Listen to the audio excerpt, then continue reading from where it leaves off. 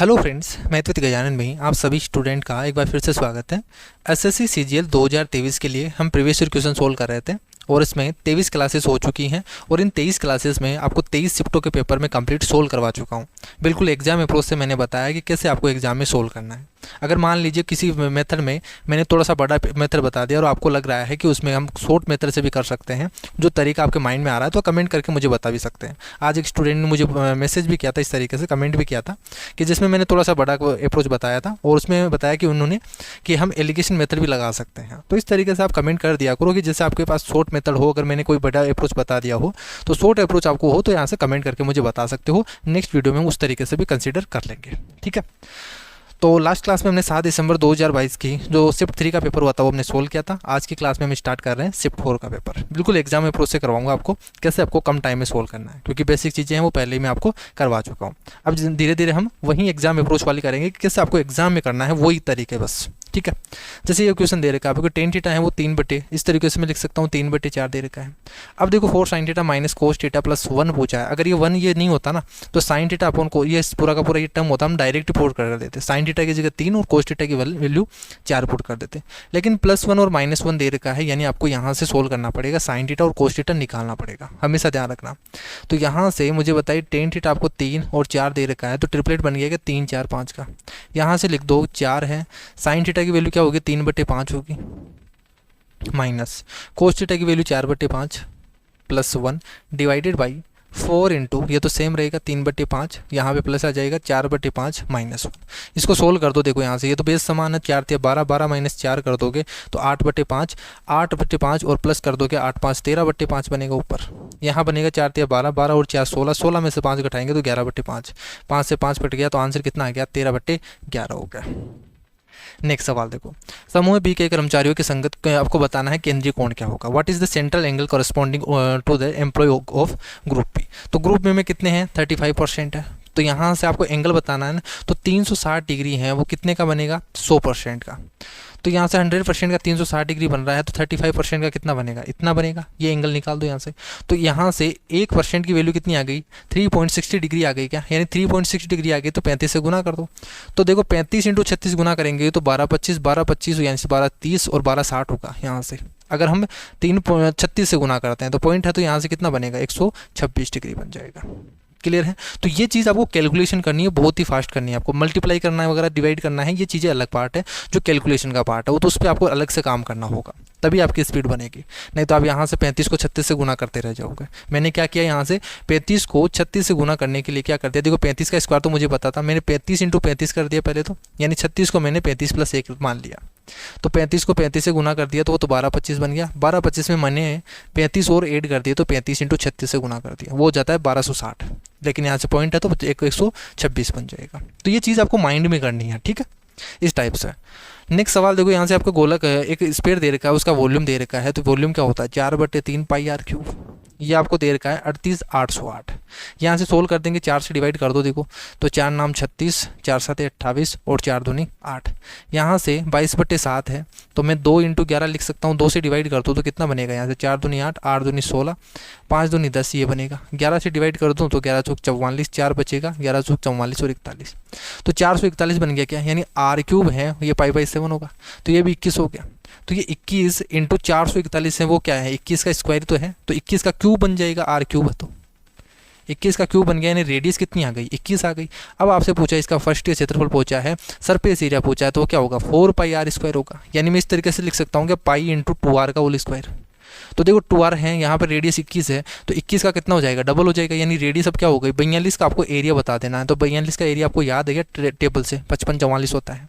कितना होता है 55 44 होता है, तो डायरेक्ट आ गया। इसीलिए मैं बोलता हूँ कि आपको जो टेबल है ना वही आपको याद करनी है हमेशा, कि जैसे रेडियस आपको दे रखी है 7 है 14 है 7 या 21 है 28 है 35 है, तो इसका जो पेरीमीटर होगा वो 44 के रेशियो में चलेगा, 44 88 132 176 220 264 इस तरीके से।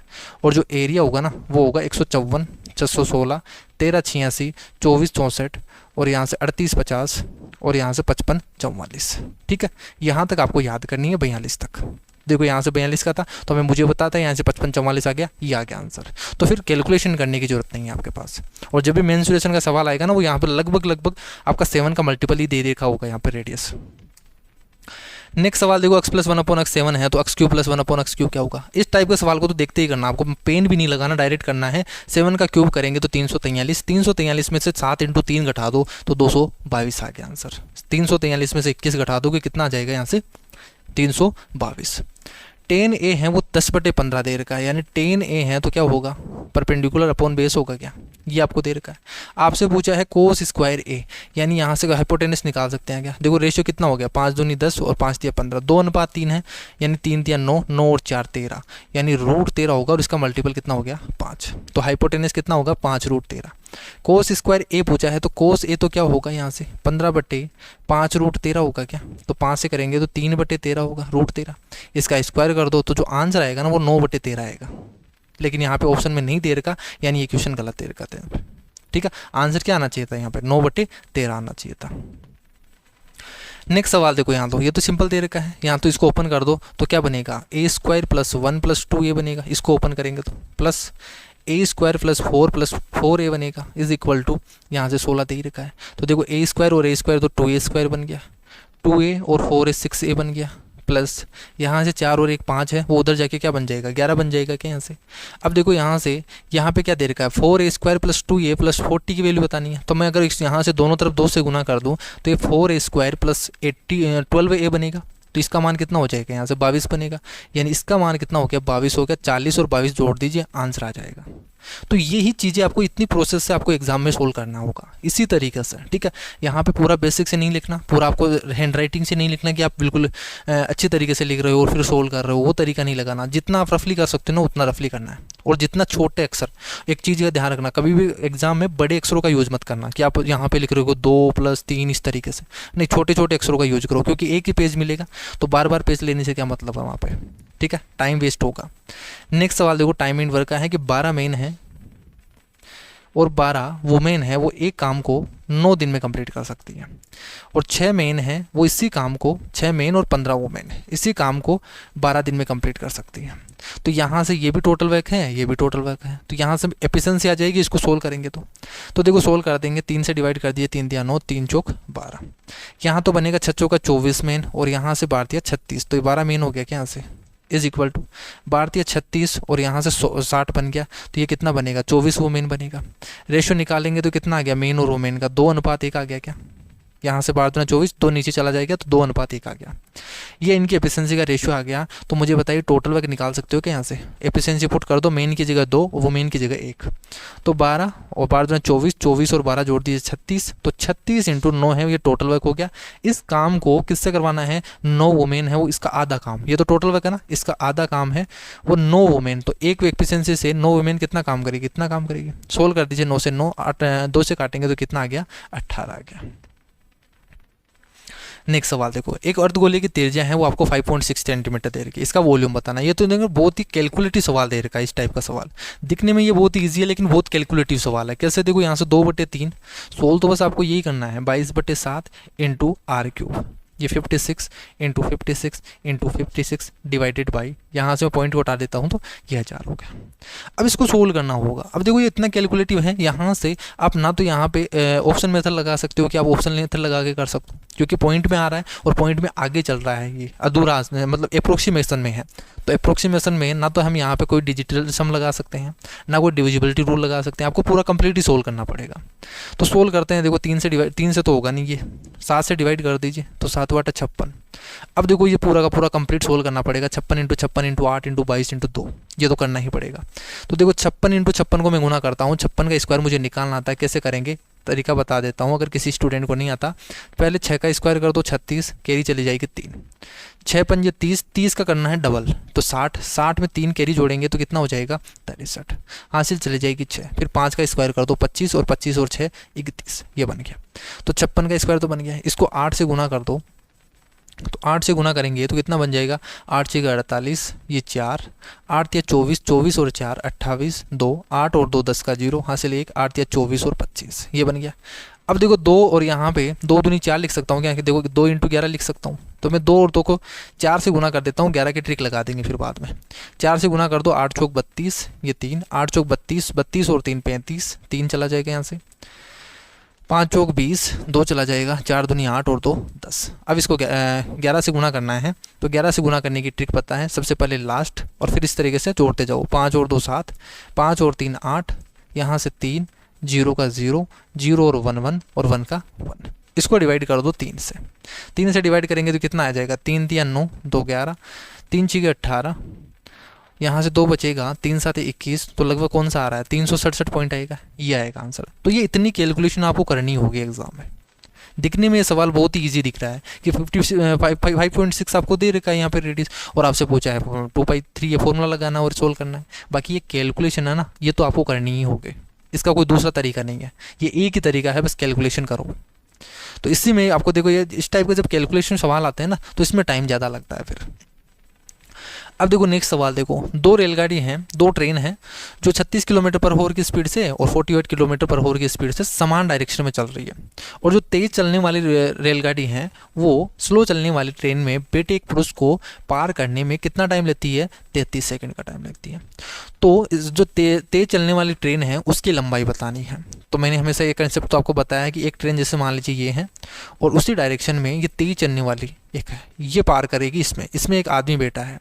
तो ये जो बैठेगा ना, ये आदमी, ये तो ये क्या है, इसको पोल मान लो आप, तो एक ठीक है आदमी बैठा है ना इसमें स्लो वाले में, तो इसको आदमी मान लो, एक पोल मान लो। तो इस पोल को पार करना है, तो इसमें टाइम कितना लगेगा, इसकी डिस्टेंस, इस रेलगाड़ी की जो तेज चलने वाली है उसकी स्पीड डिवाइडेड बाय इनकी रिलेटिव स्पीड। दोनों सेम डायरेक्शन में चल रहे हैं तो v1 माइनस v2 कर देंगे यहाँ से, या s1 माइनस s2 मान लेते हैं, इनका डिफरेंस। तो ये क्या हो जाएगा, इनमें लगने वाला टाइम हो जाएगा इसको क्रॉस करने में। तो ये होता है कंसेप्ट। बाकी आपको एग्जाम में क्या लगाना है, डायरेक्ट करना है। अब आपको पता है ना कि यहाँ पे तेज चलने वाली ट्रेन का बताना है, इसकी लंबाई बतानी है, तो वो लंबाई क्या होगी, लंबाई is equal to speed into time होगी। स्पीड तो क्या हो जाएगी, रिलेटिव हो जाएगी, सेम डायरेक्शन में चल रहे हैं तो यहाँ पे माइनस कर दो, तो कितना हो जाएगा यहाँ से 12 किलोमीटर पर आवर। इसको देखो मीटर पर सेकंड में कन्वर्ट करेंगे तो 5/18 से गुना कर देंगे, इनटू कितने सेकंड में कर रही है वो, 33 सेकंड में। तो यही इसकी लेंथ हो जाएगी। सोल्व कर दो, बस इसी को सोल्व करना है। 6 3 18, 6 दूनी 12, 3 से गिन करेंगे तो 11, और ये आ गया कितना, 110 मीटर। तो बस इतना ही आपको करना था। क्लियर, ये कुछ फॉर्मूला वगैरह पूरा डायग्राम वगैरह नहीं बनाना, आपको ये चीज़ समझना है। नेक्स्ट सवाल देखो, tan theta plus cot theta 12 है, तो ten square theta plus coat square theta क्या होगा, दोनों तरफ स्क्वायर कर दो, तो वे तो क्या हो जाएगा, ten square plus coat square theta plus 2 into ten और कोट तो कट जाएगा, इक्वल टू 144। 144 में से 2 घटाएंगे, 142 आंसर आ गया। किस वर्ष में कुल उत्पादन है वो पिछले वर्ष की तुलना में न्यूनतम प्रतिशत वृद्धि हुई है। ये देखो बहुत ही कैलकुलेटिव सवाल है। अब इसमें दे दिया 1993 है, उसमें टोटल कितना है, इतना है, 1994 इतना है, 1995 ये है।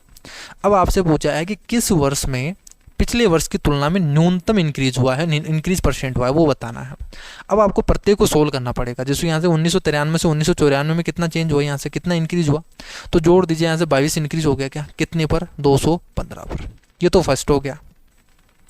इसी तरीके से आपको सोल्व करना पड़ेगा। जैसे 200, अब सभी को चेक करना पड़ेगा। अब 237 से 251 हो गया, यानी कितना हो गया, यहाँ से 237 से 51 यानी 13 और एक 14.5, तो 14.5 इंक्रीज हो गया कितने पर, 237 पर। ये सेकंड वाला हो गया। थर्ड वाला चेक करेंगे यहाँ पे, तो 251 से 268 हुआ है, यानी 0.5 52 हो गया, 52 और 6 58, 16.5 है, वो 251.5 पे इंक्रीज हुआ है। इसी तरीके से चौथे में चेंज करो, यहाँ से 68 से 99 हो गया, तो यहाँ पे कितना चेंज हुआ, यहाँ से 1 और 6 और 3 9, 31.5 इंक्रीज हो गया, क्या कितने पर, 268 पे।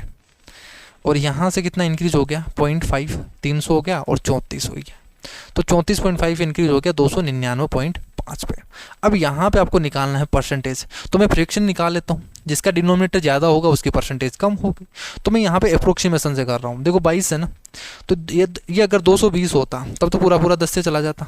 अगर यहाँ पे 220 होता तब तो पूरा पूरा 10 बार चला जाता, यानी नीचे क्या होगा, ये 10 से थोड़ा सा कम आएगा क्या, यानी मैं मान लेता हूँ 9 से 10 के बीच में आएगा। ये 9 से 10 के बीच में आने वाला नीचे। तो इसको 14 से डिवाइड करेंगे तो कितनी बार जाएगा, एक बार, और यहाँ से 9 तो 14 ठीक है, तो यहाँ से कितना बचेगा, देखो 14 है, 14 मान लेते हो आप, तो ठीक है, तो कितना बच जाएगा, यहाँ से 9 बच जाएगा, क्या ये 97 हो जाएगा,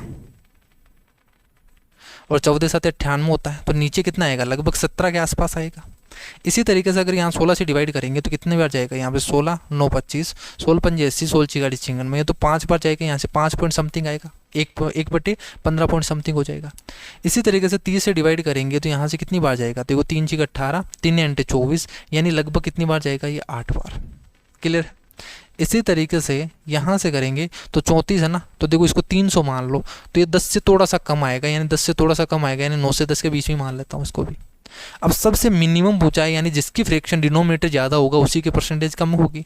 तो यहाँ पे तो देखो 9 से 10 है, ये 15 है, ये 8 है, ये है, सबसे ज़्यादा किस में आ रहा है, ये इसी में आ रहा है। यानी सेकंड वाला कौन सा है कि 1994 से 1995 में होगा ना, यानी 1995 में क्या है, पिछले वर्ष की तुलना में कम इंक्रीज हुआ है, तो ये हो जाएगा इसका आंसर 1995। तो ये चीज़ आपको करनी थी इसमें, तो अप्रोक्सीमेशन करना था, क्योंकि इसको कंप्लीट तो आप सोल्व नहीं कर सकते। अप्रोक्सीमेशन लगा लो, एक ही ऑप्शन है जो जिसका डिनोमिनेटर है ना बहुत ज़्यादा आ रहा है, 17 है। नेक्स्ट सवाल देखो, यहाँ से आपको बताना है कि स्टेटमेंट कौन सा ट्रू है। देखो k + 1/k दे रखा है, तो k स्क्वायर क्या होगा, 12 का स्क्वायर -2 कर दो, यानी ये तो सही है, 144 - 2।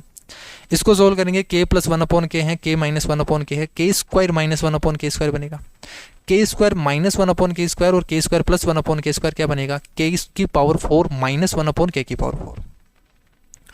ठीक है, ये बनेगा। और यहाँ से जब हम k की पावर 4, देखो यहाँ से k स्क्वायर -1/k स्क्वायर बन जाएगा, ये बन जाएगा k की पावर 4 -1/k की पावर 4, ये बनेगा।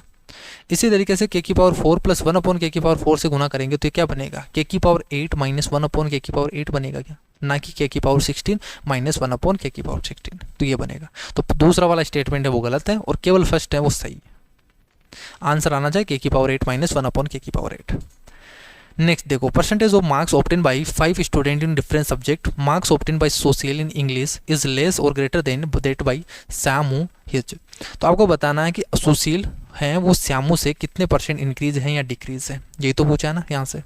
तो मुझे बताओ 65 और 75 के बीच में कितना % का, यहाँ पे परसेंटेज में दे रखा है, ये बोला ना परसेंटेज मार्क्स दे रखा है, तो 10% इंक्रीज है, 10% ज़्यादा है, तो 10% ज़्यादा है, तो यहाँ से, यहाँ तो 10 है ना 200 में से, तो 200 का 10% कितना हो जाएगा, 20 है, तो 20 से ज़्यादा है, ठीक है, 20 अधिक है वो। यहाँ से देखो ये इक्वेशन है, आपको ये दे रखा है और ये 2x - 1 से पूरी तरह डिविजिबल है, तो आपको बताना है, नहीं विभाजित करने पर रिमाइंडर क्या है, इसका रिमाइंडर बताना है। तो जब भी रिमाइंडर का सवाल आए ना, इस टाइप का सवाल, कुछ ही नहीं करना, जिससे हम डिवाइड कर रहे हैं ना उसको 0 के इक्वल कर दो। यहाँ से x की वैल्यू आ जाएगी 1/2, इसको पुट कर दो, बस वही रिमाइंडर हो जाएगा। यहाँ से 1/2 पुट करेंगे तो 3 की पावर 1/2 का स्क्वायर करेंगे तो 2 × 4 = 4 × 16 बनेगा, माइनस 2 डिवाइडेड बाई 2 की पावर 4 होगा, तो यहाँ से 1/2 बनेगा, प्लस 4/2 करेंगे तो कितना बनेगा, 2 बनेगा, -1 हो गया, तो यहाँ से तो क्या बन गया, 1 हो गया। 1 में से 1/2 घटाएंगे तो प्लस का 1/2 बचेगा, ये बनेगा। अब देखो बेस समान कर दो, नीचे 8 से और ऊपर 8 से गुना कर दो, तो क्या बन जाएगा, 8 और 3 11/16 आ गया क्या इसका आंसर। अब देखो इसी तरीके से आपको स्पीड से करना होगा। यहाँ से नेक्स्ट सवाल देखो, वो आपको सेंटर दे रखा है सर्किल का, AOC है वो 140 दे रखा है, AOC है ये वाला 140 दे रखा है, पूछा है ABC का एंगल क्या होगा, ये वाला एंगल क्या होगा। तो आपको पता है क्या कि अगर एक सर्किल में एक निश्चित चाप द्वारा या आर्क द्वारा सेंटर पर जो बना हुआ एंगल है ना, वो परिधि पे बने हुए एंगल का क्या होता है, डबल होता है क्या। अगर ये थीटा है तो ये 2 थीटा होगा, ये 2 थीटा है तो याद बोल दो कि अगर सेंटर पे बना हुआ एंगल है ना, जो परिधि पे बने हुए एंगल है ना, वो सेंटर पे बने हुए एंगल का क्या होगा, आधा होगा। या इसी चीज़ को ये बोल दो कि सेंटर पर बना हुआ एंगल है वो परिधि पे बने हुए एंगल का दुगना होगा, ठीक है, दोनों का मतलब एक ही है। तो यहाँ पे ये वाला एंगल पूछा ना, तो यहाँ पे पहले तो ये चेक करो कि सेंटर पे बना हुआ एंगल कितना है, ये वाला चेक नहीं करना है आपको, इसके सामने यहाँ से ये उल्टा बना दिया आपको। तो ये वाला एंगल कितना होगा, बाकी का बचा हुआ टोटल 360 है, 360 में से 140 घटा देंगे तो कितना बचेगा, 220 बचेगा क्या। तो ये 220 है, सेंटर पे बना हुआ, देखो ये चाप हो गया ना, ये चाप हो गया, इस चाप द्वारा सेंटर पे बना हुआ एंगल 220 है, तो मुझे बताओ यहाँ पे सर्कमफ्रेंस पे बना हुआ एंगल कितना होगा, इसका आधा ही होगा क्या, ये 110 डिग्री हो गया। तो देखते ही आपको आना चाहिए आंसर 140 है, 360 माइनस करेंगे तो 220, 220 का आधा कितना हो जाएगा, 110 हो जाएगा। अब देखो यहाँ से इलेक्शन का पूछा गया सवाल है, एक कैंडिडेट, 3 कैंडिडेट हैं जो चुनाव में भाग ले रहे हैं, तीसरे स्थान पे आने वाला जो व्यक्ति है ना, वो टोटल वोट का 20%, मैं मान लेता हूँ टोटल वोट कितने हैं, 100 है, ठीक है, 100% वोट है टोटल। 100% में से जो थर्ड नंबर पे आने वाला है वो इसका 20% लाता है, तो 100 का ऐसे 20% मान लेंगे तो ये अपन 20 लेके आएगा। क्लियर है, तो ये 20 लेके आ गया। ये सेकंड स्थान पे आने वाला, ये फर्स्ट स्थान पे आने वाला। फिर बोला है कि जबकि विजेता और उपरतम उपविजेता है, फर्स्ट और सेकंड पर आने वाला है, जो वोटों का जो अंतर है ना वो कितना है 20%। ठीक है, इनका जो अंतर है वो 20% है। तो इनका सम जो कितना होगा, देखो ये 20% हो गया ना, इनको 20 मिलेगा तो इनको कितना मिलेगा, बाकी का 80 मिलेगा। इन फर्स्ट और सेकंड को 80 मिलेगा, और इनका डिफरेंस कितना दे रखा है 20% दे रखा है, यानी 20 दे रखा है क्या डिफरेंस, इनका डिफरेंस दे रखा है और एक का सम दे रखा है। तो हम यहाँ से निकाल सकते हैं कि फर्स्ट का कितना होगा, 8 और 2 10 का आधा कर दो 50, और इसका डिफरेंस कर दो 60/2 कर दो तो 30 आ जाएगा। या वैसे भी चेक कर सकते हो, इसका सम कितना होगा 80 होगा, और डिफरेंस कितना होना चाहिए 20 होना चाहिए, यानी 50 और 30 ही तो होगी ना। तो सम तो कितना हो गया 80 बन गया, और इनका डिफरेंस कितना हो गया 20 हो गया। आप इस तरीके से भी सोच सकते हो। फिर बोला है कि जो सेकंड और थर्ड नंबर पे आने वाले जो कैंडिडेट है, उनका जो डिफरेंस है ना, मतों का अंतर है, वो कितना है 37,000 है। तो सेकंड और थर्ड पे आने वाले का यहाँ पे कितने यूनिट का है 10 यूनिट का। 10 यूनिट की वैल्यू 37,000 है, तो 1 यूनिट की वैल्यू कितनी हो गई 3700 हो गई। 1 यूनिट की वैल्यू 3700 हो गई, तो पूछा है कि जो जीतने वाला विनर है, विनर को कितने वोट मिले, तो उसको कितने मिले 50% मिले हैं। तो यहाँ से 3700 का क्या कर दोगे, 50 यूनिट की वैल्यू निकाल दो, 3700 × 50 करोगे कितना आ जाएगा 1,85,000। अब 50 से गुना करने की ट्रिक तो पता है ना, इसका आधा कर दो, 37 का आधा कितना होता है 18.5 होता है। 18.5 को फिर गुना कर दोगे तो पॉइंट हट जाएगा। नेक्स्ट सवाल देखो, यहाँ से आपको दिया गया है एक डायग्राम दिया गया है, जिसमें बोला है कि ए बी और ए सी हैं वो एक दूसरे के इक्वल है, यानी ए बी और ए सी इक्वल दे रखा है। ये एंगल 130 डिग्री दे रखा है। पूछा है बी एस सी का मान क्या होगा, यानी ये एंगल आपसे पूछा है।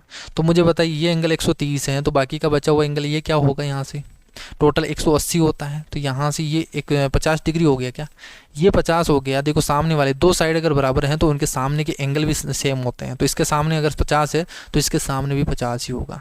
तो टोटल 180 डिग्री होता है, 50-50 हो गया, तो बाकी का बचा हुआ कितना होगा 80 डिग्री होगा क्या, ये होगा आंसर। नेक्स्ट सवाल देखो, यहाँ से रमेश का दावा है कि वो 36 रुपये केजी प्याज बेच रहा है, और जिसकी कीमत कितनी है 40 रुपये पर केजी, यानी 40 रुपये पर केजी की जो कीमत है ना, उसको कितने में दे रहा है वो 36 रुपये पर केजी के हिसाब से दे रहा है। तो इतने कम में दे रहा है, लेकिन वो करता क्या है 1 केजी की जगह वो 800 ग्राम देता है, यानी 40 रुपये में वो 1 केजी तो खरीदता है, लेकिन 36 रुपये में 800 ग्राम ही देता है। तो ये तो हो गया उसका कॉस्ट प्राइस, ये सेलिंग प्राइस है। कितना प्रॉफिट कमाएगा, यहाँ से रेशियो निकाल दो। तो देखो यहाँ से 2 जीरो से तो 2 जीरो चला गया, यहाँ से डिवाइड कर दो, ये 0 कट गया। 8 से डिवाइड कर दो, 4 से डिवाइड कर दो, 4 दूनी 8 और 4 नाम 36। तो यहाँ से रेशियो कितना बन गया 8:9 बन गया क्या, 8:9 बन गया। प्रॉफिट कितना हो गया 1/8 का। 1/8 की फ्रैक्शन क्या होती है 12.5%, तो इतना प्रॉफिट हो जाएगा। क्रिसमस की बिक्री पर दुकान में सभी वस्तुएं 30% की छूट पर उपलब्ध की जाती है। जैस्मिन है वो 800 रुपीज़ मार्क प्राइस वाली स्कर्ट खरीदते हैं, तो उसको कितना पे करना पड़ेगा। तो 800 रुपये पर 30% का डिस्काउंट मिलता है, तो बाकी का कितना पे करना पड़ेगा 70% पे करना पड़ेगा। तो 800 का 70% कितना हो गया 56 हो गया क्या, 560 हो गया क्या इसका आंसर। नेक्स्ट सवाल देखो, यहाँ से 27 और 300 का मीन प्रोपोर्शन बताया, तो इसको इंटो कर दो, रूट निकाल दो। 27 थी 81 होता है, 9 × 10 हो गया क्या, यहाँ से डायरेक्ट रूट ही तो करना है। 2700 रुपये पर 8 मंथ के लिए 5% 5 पैसे प्रति रुपये, यानी 100 पैसे पर 5 पैसे, यानी 5% हो गया क्या इस तरीके से। 5% प्रति माह है, ये क्या है पर मंथ का है। एक महीने में 5% का ब्याज लगेगा। टोटल साधारण ब्याज आपको बताना है, तो मुझे बताइए 8 महीने में कितना ब्याज मिलेगा, उसको 40% मिलेगा। तो 2700 का 40% कितना होगा 27 × 54, 54 × 108 और 0 का 0 हो गया। किसी टोकरी में रखे सेवों का एवरेज है वो 50 केजी है। 60 केजी औसत वाले भार वाले 6 और सेव उसमें मिलाए जाते हैं, तो टोकरी के सेवों का औसत है वो कितना बढ़ जाता है 5 केजी बढ़ जाता है। तो जब भी एवरेज का सवाल आए तो मैं हमेशा थॉट प्रोसेस से बताता हूँ। तो यहाँ से ऐसे समझो कि यहाँ पे टोटल देखो 50-50 केजी के 50-50 केजी के सेव रखे गए थे। अगर उसमें 6 और सेव रखे गए हैं, अगर उनका एवरेज है, उनका जो भार है वो अगर 50-50 केजी होता तो एवरेज पे तो कुछ इफेक्ट नहीं आता, लेकिन यहाँ पे 60 केजी के रखे गए हैं। तो मुझे बताइए यहाँ से कितना एक्स्ट्रा रखा गया है, कितना एक्स्ट्रा वाला लेके आया 10 केजी। तो एक सेव है वो 10 केजी एक्स्ट्रा लेके आ रहा है, तो 6 सेव लेके आया है, यानी 60 केजी एक्स्ट्रा लेके आ गया क्या। अब जो 60 केजी एक्स्ट्रा लाया है वो सभी के बीच में बांटना पड़ेगा, तो सभी के बीच में बांटना पड़ेगा। तो बट जो बांटने के बाद कितने केजी इंक्रीज हुआ 5 केजी। तो यहाँ से प्रत्येक के 5 केजी इंक्रीज हो रहा है, तो 60/5 कर दो, यानी टोटल कितने सेव थे पहले पहले अभी जो सेम है वो कितने थे, 12 सेम है। पहले तो 6 सेम थे, अब बाद में 6 सेम और ऐड कर दिए, यानी टोटल आपके पास सेम है। अभी जो आए हैं वो कितने होंगे, नंबर्स ऑफ जो एप्पल्स होगी वो 12 होगी। तो आपसे पूछा क्या है, आपसे पूछा है कि प्रारंभ में इनिशियली कितने सेम होते हैं। तो इनिशियली कितने थे, ये तो 6 ऐड करने के बाद में है, तो पहले कितने थे, फिर 6 ही थे। तो ये हो जाएगा इसका आंसर। नेक्स्ट सवाल देखो, दो संख्याओं का एलसीएम है वो 8 है, तो आपको बताना है इसका एलसीएम है कौन सा नहीं हो सकता। तो एलसीएम है वो हमेशा 8 का मल्टीपल ही होगा। 8 पंजे 40, 8 7 56, 8 6 48, और ये 8 का मल्टीपल नहीं है, तो ये हो जाएगा इसका आंसर। ये नहीं हो सकता कभी भी।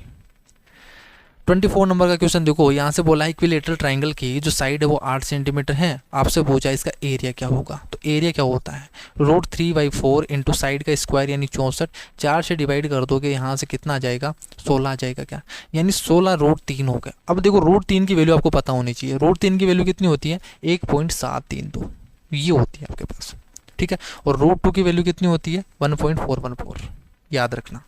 तो 1.732 है, √3 की वैल्यू पुट कर दो, इंटू कर देंगे तो यहाँ से 16 2 32, 16 3 48, 48 और 3